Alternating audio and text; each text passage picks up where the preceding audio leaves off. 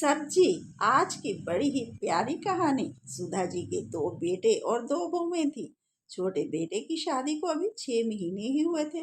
तभी बड़ी बहू ने कहा कि माँ जी, अब तो अलका को आए 6 महीने हो गए हैं, तो आप घर का कुछ काम इसे भी संभाल दीजिए, जैसे कि सुबह सुबह मंडी से सब्जी लाना। सुधा जी ने कहा कि बड़ी बहू, अभी तो अलका को 6 महीने ही हुए आए हुए, अभी इस घर के काम बता दो, बाहर का काम अभी तुम ही कर लिया करो।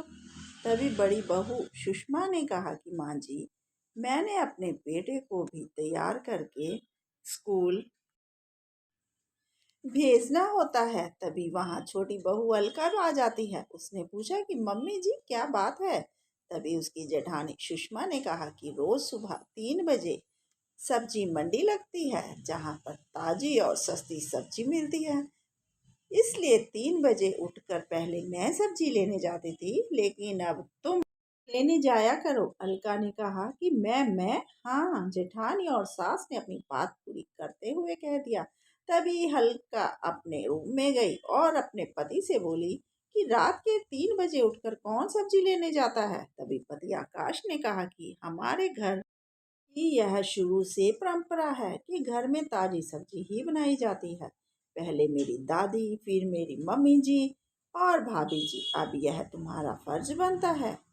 और यह जो तुम हमें इतने हेल्दी देख रही हो, यह ताजी सब्जी खाने का ही फल है। अलका ने कहा कि मैं नहीं जाने वाली 3 बजे उठकर सब्जी लेने, लेकिन रात को सासू माँ का सख्त ऑर्डर था।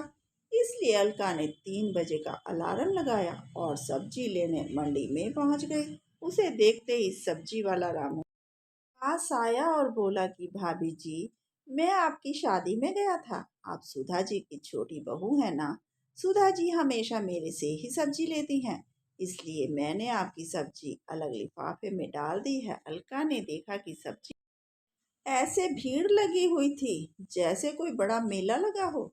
अलका सब्जी लेकर घर आई। वह धीरे से सब्जी रखकर अपने कमरे में जाने ही लगी थी। तभी सासू माँ ने आवाज लगा दी, बहू, सब्जी धोकर दे दो, मैं काट देती हूँ, फिर तुम तड़का लगा देना।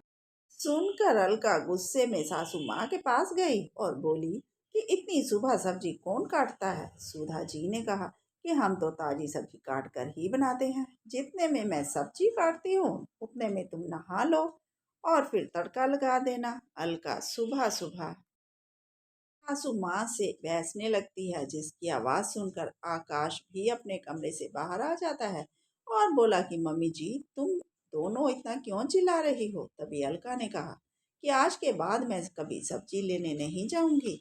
तभी घर के सब लोग भी उठ गए। घर में बासी सब्जी खाने वाला कोई नहीं था। अलका ने कहा कि आजकल मॉडर्न जमाना है, तो हम ऑनलाइन सब्जी मंगा लिया करेंगे। तभी अलका की जेठानी ने भी हाँ में हाँ मिला दी। सुधा जी ने कहा कि इतने सालों से बहू तो रोज मंडी से सब्जी लेकर आती है, आज छोटी बहू को देखकर तेरे मुंह में भी जुबान लग गई। अब यह फैसला हुआ कि रोज एक एक जाकर सब्जी लेकर आएगा। तभी आकाश और उसके बड़े भाई ने कहा कि हमें हफ्ते में तो एक ही छुट्टी होती है, सब्जी के कारण हम उस दिन भी आराम से नहीं सो सकते क्या। लेकिन माँ का आदेश था, अब रोज एक सदस्य सब्जी लेकर आने ड्यूटी लग गई थी। जिस दिन सुधा जी सब्जी लेने गईं, रास्ते में उनके पीछे कुत्ते पड़ गए और वह भागती हुई गिर गईं। तभी उनकी पड़ोसन वहां आ गई, जो सब्जी लेने जा रही थी। बोली कि दो बेटे और दो बहुओं के होते हुए भी इस उम्र में तुम सब्जी लेने जा रही हो। जिसे सुनकर बहू बेटों को बुरा लगा। अलका भी अब तंग आ चुकी थी। अलका ने अपने मायके फोन किया, अपने पापा को सारी बात बताई। पापा ने कहा कि बेटा, तुम एक किसान की बेटी हो, इसलिए तुम हार कैसे मान सकती हो। किसी तरह से 1 महीना मंडी से ताजी सब्जी ले आओ और जो तुम्हारे घर के आगे खाली जगह है, उसमें सब्जियां लगा लो। अलका ने अब ऐसे ही किया। एक माली को बुलाकर आगे पड़ी खाली जगह को खुदवा कर उसमें खाद डाली और सब्जियां उगाई।